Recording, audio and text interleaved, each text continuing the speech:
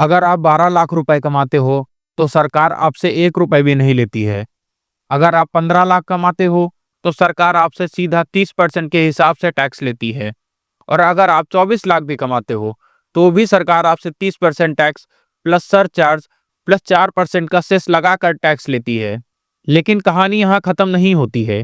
Salary आने से पहले ही इनकम टैक्स कटता है, सैलरी खर्च करते वक्त जीएसटी कटता है, गाड़ी चलाओ तो टोल टैक्स कटता है, और घर खरीदो तो स्टाम्प ड्यूटी देनी पड़ती है। और बदले में आपको क्या मिलता है? प्राइवेट स्कूल की फीस, प्राइवेट हॉस्पिटल का बिल और ढंग के सड़क के लिए सिर्फ इंतजार। क्या सच में इंडिया में टैक्सेस आई हैं या फिर हम किसी बड़े सिस्टमैटिक ट्रैप में फंसे हुए हैं? आज हम इसी मिथ को खत्म करेंगे और नंबर की मदद से रियलिटी को एक्सपोज करेंगे।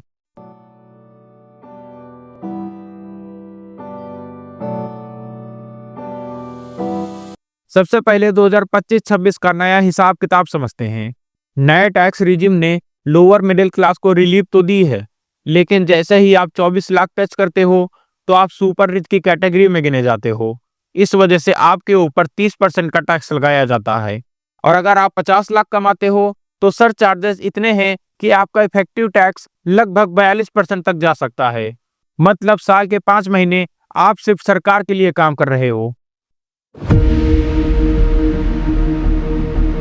इनकम टैक्स तो सिर्फ कुछ लोग ही देते हैं, लेकिन जीएसटी हर कोई देता है, चाहे वो भिखारी हो या कोई बहुत बड़ा बिलियनर। 2023-24 में सरकार ने जीएसटी से 9.5 लाख करोड़ रुपए कमाए। ये हर उस पैकेट चिप्स और हर उस मोबाइल रिचार्ज से आया है जो आपने किया है। यहाँ आता है असली ट्विस्ट। 2019 में कॉर्पोरेट टैक्स को 30% से घटाकर 22% कर दिया गया था और नई मैन्युफैक्चरिंग कंपनीज के लिए सिर्फ 15% किया गया। जब आपका टैक्स बढ़ रहा है, वहीं बड़ी कंपनीज का टैक्स घट रहा है। इंडिया की टॉप 150 कंपनीज 40% कॉर्पोरेट टैक्स देती हैं, लेकिन बाकी 14 लाख कंपनीज का कंट्रीब्यूशन बहुत कम है।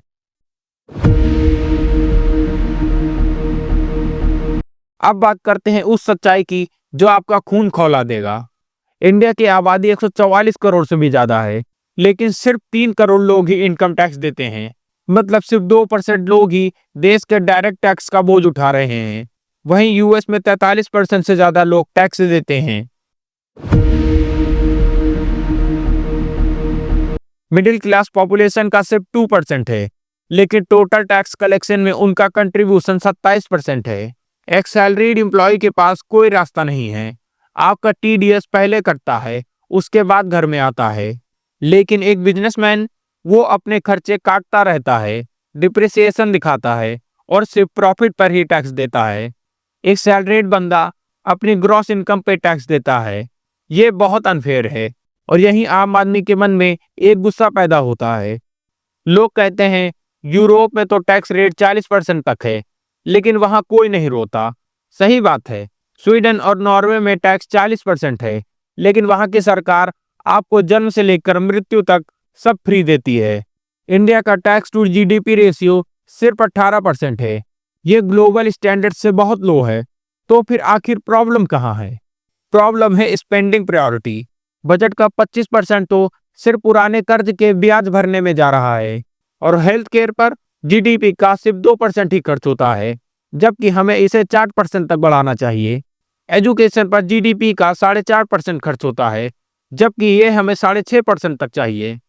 जब आप टैक्स देते हो तो आप एक्सपेक्ट करते हो कि सरकारी स्कूल अच्छा होगा, पर आपको अपना बच्चा प्राइवेट स्कूल में भेजना पड़ता है।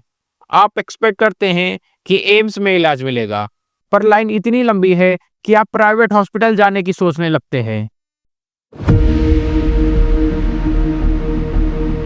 इंडिया की ब्लैक इकोनॉमी जीडीपी का लगभग 25% हो सकती है। ये वो पैसा है जो सिस्टम में मौजूद है, पर इस पर कोई टैक्स नहीं भरता। ब्लैक मनी एक्ट 2015 के बाद 35,000 करोड़ की डिमांड निकाली गई थी, पर पता है कितना रिकवर हुआ?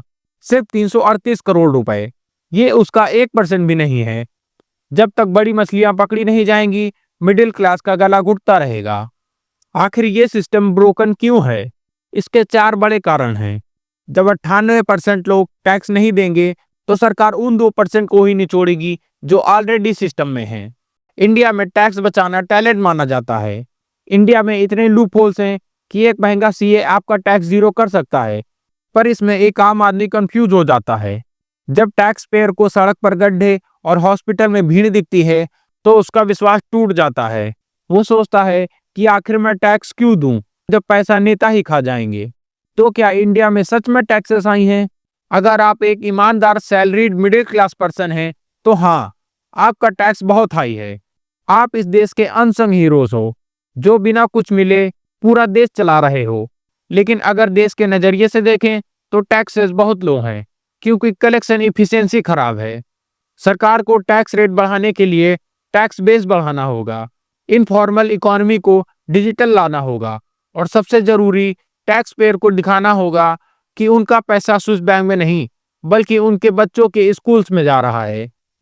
आपको क्या लगता है, क्या इंडिया में सच में टैक्स टेररिज्म चल रहा है, या हमें और ज्यादा टैक्स देना चाहिए इस देश को डेवलप करने के लिए?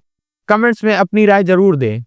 अगर आपको लगता है कि टैक्सेस चोरी हो रहे हैं, तो बताना कि बिना टैक्स के आर्मी, रोड्स और हॉस्पिटल कैसे बनेंगे। अगर आपको ये वीडियो पसंद आई हो, तो वीडियो को लाइक करना और चैनल को सब्सक्राइब कर देना। मैं मिलूंगा अगले वीडियो में।